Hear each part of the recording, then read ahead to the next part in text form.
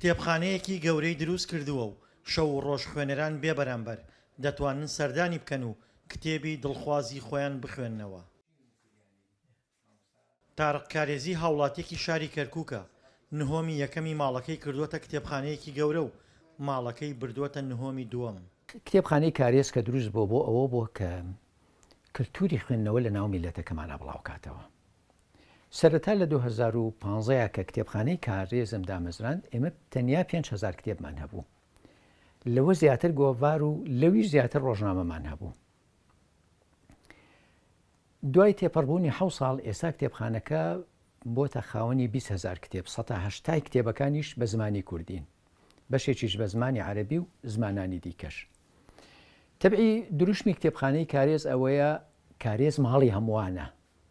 سیستەمی پەیوەندی لە بینی کتێب دۆست و کارێزا وەکو کتێبخانە گشتیەکانی تر نییە کە دیوارێک پەرژینێ لە بینی خوێنەر و کتێبخانەکەی هەبێ. بە پێچەوانەوە کە خوێنەر دێتە ژوورەوە خۆی ئەبێتە خاوەنی کتێبخانەکە، یعنی بۆی هەیە گۆشە بە گۆشەی کتێبخانەکە بگەڕێ، سەیری یەک بە یەکی هەرچی کە لە کتێبخانەکەیە هەیە سەیری بکە، پاشان دانیشێ کتێب بەخواستنە بە هەر هەمووشی بێ بەرامبەرە بۆ خزمەتکردنە.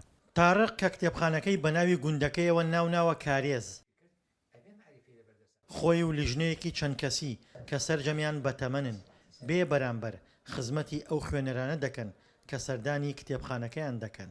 نەتەوەی کورد کۆمەڵی پێشەنجی هەیە، کۆمەڵی پیاوی مەزنی هەیە کە ژیانی خۆیان لە پێناو کللتوری نەتەوەکەیان سەرف کردووە.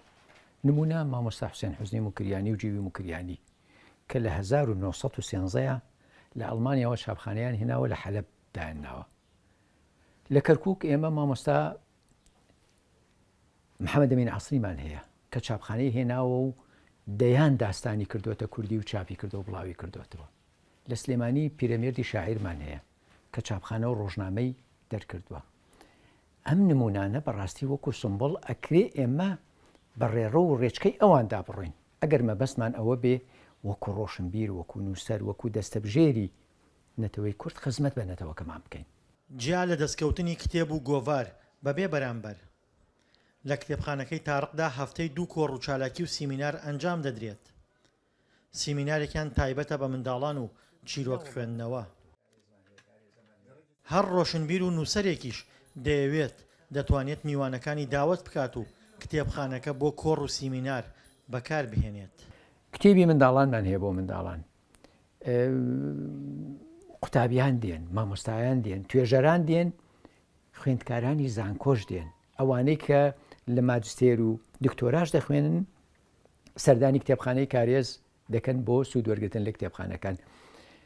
میوانەکانی کارێز هەر لە چوارچێوەی کەرکووکدا نەماوە، لە شارەکانی تری کوردستانی شەوە ڕوو لە کارێزەکەن.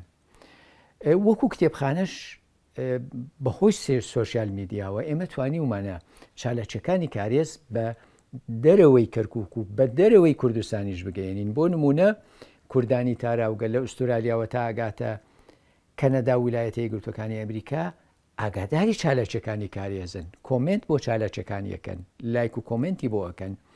لە شارەکانی کوردستانیشەوە ئێمە توانیومانە گەلێ دەستەبژێر بێنین ئەلێرە چالەچی خۆیان پێشکەش بکەن. ئامانجی تارق لەکردنەوەی کتێبخانەکەی وەک خۆی دەڵێت برەودانە بە معریفە و بەرەو پێشبردننی کولتوری خۆبەخشیە. کارێز شتێک کە کارێز کردوویەتی بە بڕوای من زۆر گرنگە ئەوەیە کارکردن بە خۆبەخشی، کارکردن بەبێ بەرامبەر خۆبەخشی و لە پێناوی معریفەیە کارکردن. ئەمە بەڕاستی کللتوریێکی زۆر جوانە، خەڵکیش زۆر هاوکاریەتی. من حەزەکەم ئاماژە بەو شتە بکەم، یانی ئێستا زۆر ڕۆشنبیر هەیە، زۆر خوێندەوار هەیە، زۆر خەڵک هەیە کە کتێبیان لە ماڵا هەیە، دێن کتێبەکانیان پێشکەش بە کارێز دەکەن، پاشەوەی کە سەیری کتێبخانەکەکەن کە ئەبینن لە خزمەتی گشتیدایە سەیرەکەی کۆمەکی کتێبخانەی کارێزەکەن.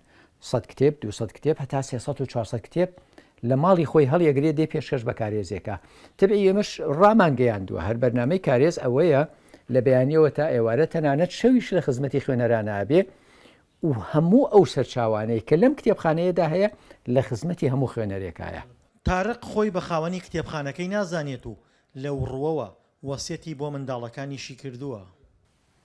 ئەم کتێبخانەیە ئەم تەلارە من دروستم کردووە.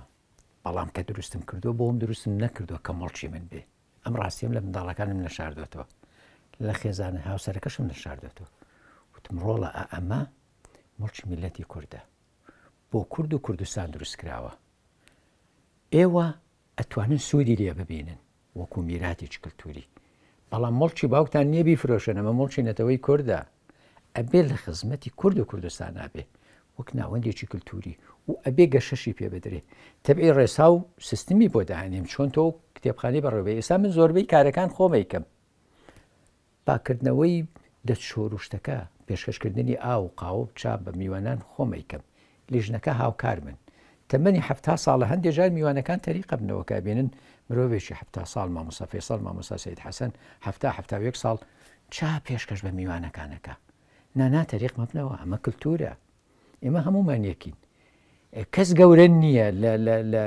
لە باخی معریفەیە کەس گەورە نییە گەورەی معریفە خۆیەتی ئێمە هەموو دەروێشین هاتوین لە تەشەی معریفەیە زیکری جوانی دەکەین زیکری زانین و حەقیقەت دەکەین هەوڵەکانی تارق بۆ بڵاوکردنەوەی معریفە و برەودان بە کللتوری خوێندنەوە لە شاری کەرکووکە ئەو شارەی قوڵایی ناکۆکی نێوان نەتەوە و پێکاتەکانە بەڵام ئەو بێجیاوازی دەیەوێت شارەکەی ببێتە ناوەندێکی معریفی دڵشادەنوارە دەنگی ئەمریکا کەرکووک